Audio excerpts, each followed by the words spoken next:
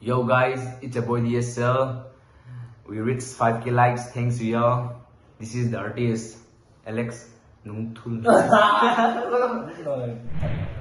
Alex Nungthul kahi itu kahi songwriter, singer, also producer kahi ya. All in one chik deu. Toha tua la pin khat. Tu sunga bo to som ni. Nó support sel seven. Toha to video nen so no. Và nãy thì hướng có lâu mà interview con này chụp điện không bro Yes mang chỉ có bắt lá không sẽ đi thì chúng mo cái nhiều lại cái nhiều cùng 12 không cái gì apa dah ni tengah langsung ni mà ucap kau không hay gì thì để producing chỉ không chỉ cũng là cái bắt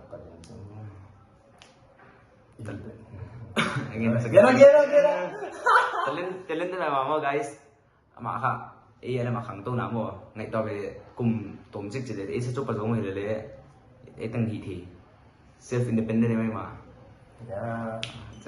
la bang sa khong na bo ta di YouTube ka kha tu ten khong ta di yes channel le description na ko ding and then share no guys to ha chale mabana bang chana live bol dia Itu kan kok? Fans dia ya. Kan tu nang di dah nang kecil nang lai semua. Nang lai siapa? But kalau luis tu kong jadi nang feature ni je.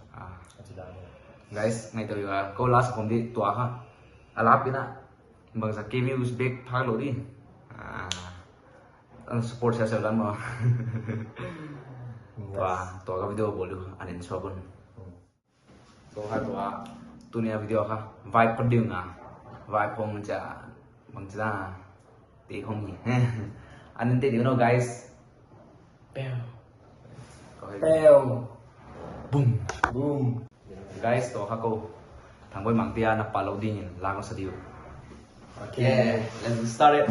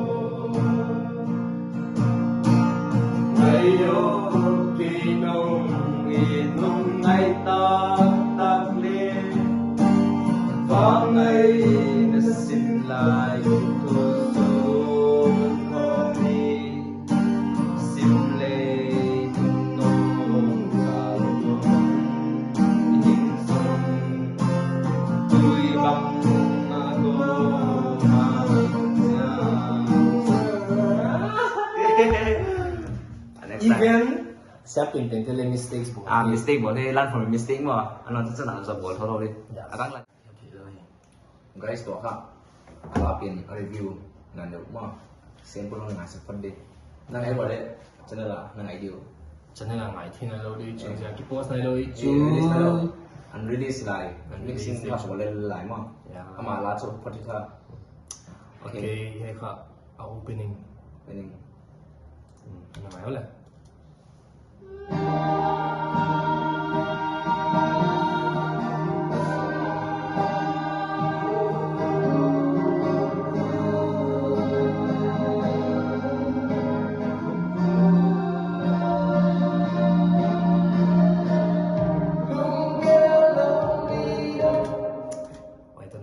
put ding instrumental ko ngai sak dio guys and I have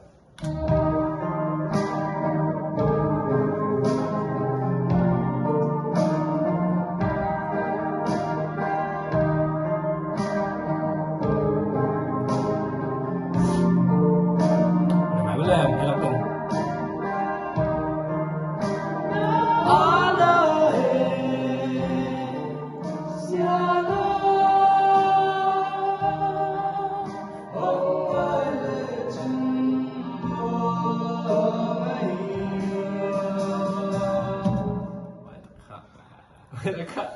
แล้วก็หลักหลอสักดิ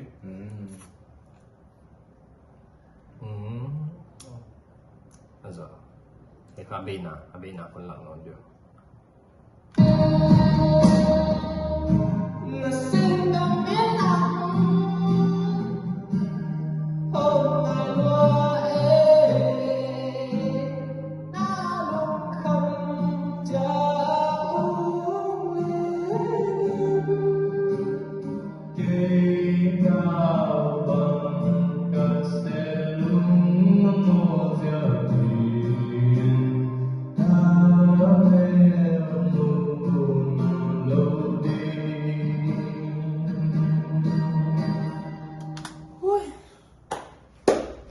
unique เดียว guys ใช่ครับ Amira unique เดียว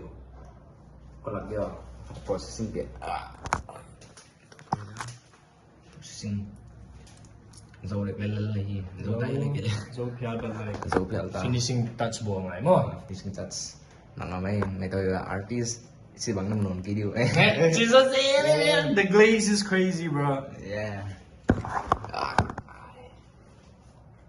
anyway กูค่ะเฮลาเป็นข้าโจพิลตาเกจังอ่ะลาทักโบลิเกจังมาโตอันนั้นอะไรจ้ะฮิปฮอปดีเห็นจ้ะแรปก็ดีเฮลงไปเอามาซิงเกิลดีฮาร์เรปเปอร์ดีไอ้ชูการสอนลงด้วยมั้งแล้วที่ต้องง่ายที่จะง่ายที่จะไปแล้ว family friendly family friendly บางตัดเดี๋ยวบ่เลยบางตัดเดี๋ยวนะเดี๋ยวอุ้งเย็นวะตัดเดี๋ยวจะบางลำปาง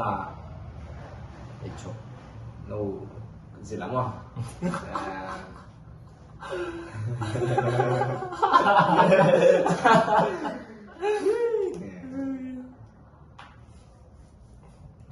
Nó mà mày đang nuôi lá hello lá chỉ đang tê lệ cả hào thôi chỉ đến rồi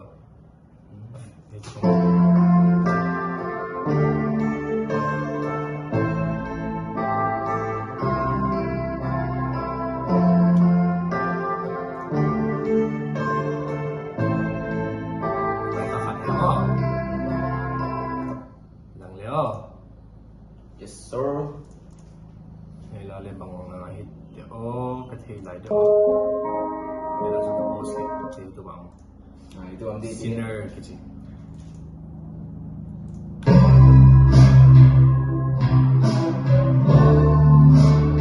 đây là chúng ta đây là chúng ta post hit nào lên rồi